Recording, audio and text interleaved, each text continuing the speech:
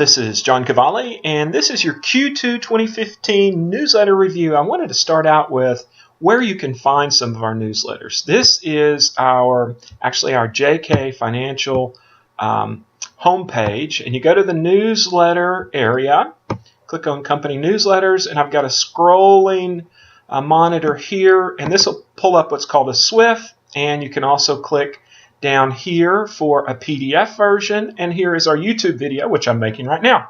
So I'm going to jump over to the actual newsletter, and this is as mentioned before, our Q2 2015. I wanted to go over a couple of themes of this newsletter. The first theme is this is interesting. It feels like 1998 or 1999, little frothy, and I go into multiple charts, and I don't want to daze you with all of these charts and confuse you with these charts. I'll let you look at this a little bit more on your own, but it's really interesting. Look at this consumer sentiment right here. This is a super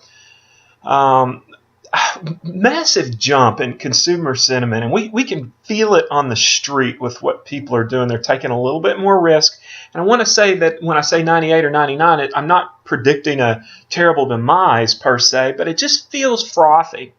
And if we look at this chart, this is a relative measure. So jumping back here real quick, this is how we feel. Now let's look at how the markets, are they expensive? Well, maybe not too bad. And 19 isn't too terribly bad. I mean, it's a 19 is not too terribly bad, but it sure is high for a slow growth economy that we have.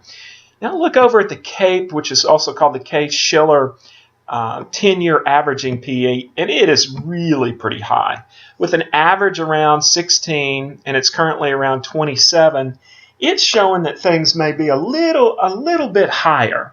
So, and then lastly but not least, this is always interesting because when we see, and I mentioned this, it's the old great magazine cover. By the time the magazine writes about how great the U.S. is, it may be time that it's over. Let's jump back to another article. I'm really interested to see what kind of response I get with this.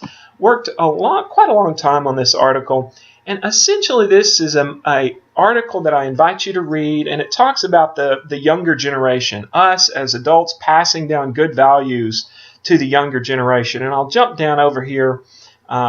This is clearly everybody pretty much knows this. Okay, higher education generally, not always, but generally supports better incomes. But what I don't discredit this, but what I'm saying is that's really just the top line. Saving is more important, and managing your money is more important. And we take a moment I keep jumping around here, I apologize.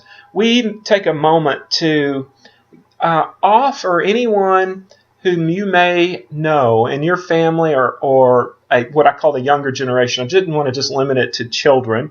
It could be grandchildren. It could be someone that you know, that we'd be glad to sit down with them and talk about financial planning.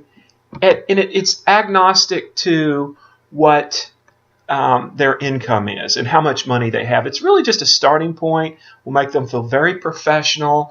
We will just go through and talk to them. We've had some very, very successful cases of this. So anyway, I wanted to give you where that article. And then one more quick point, and this will be more outlined in the actual blog post that goes with this. I've got our favorite 3 last-minute tax saving ideas. So let's jump over here to page 4, and basically they are the ASEP, an HSA, and the sales tax deduction. And why these are our 3 favorite last-minute tax ideas are because you can do them now. This video is going to post today. This is the 10th, and so this video, we still have a few days before tax season. You can do this for tax season now, and it'll go back and cover your taxes for 2014.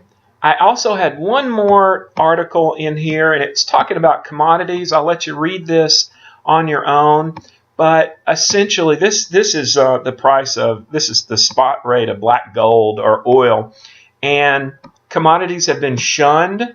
We in our opinion, commodities are a very valuable asset class. They're very volatile, as I mentioned here, but they're very valuable because they give you different correlation. I also talk about maybe they're cheap, maybe not.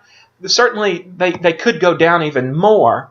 The good thing about commodities that is unique to today that wasn't just 5 or 10 years ago is they're relatively easy to purchase now. They're very fluid.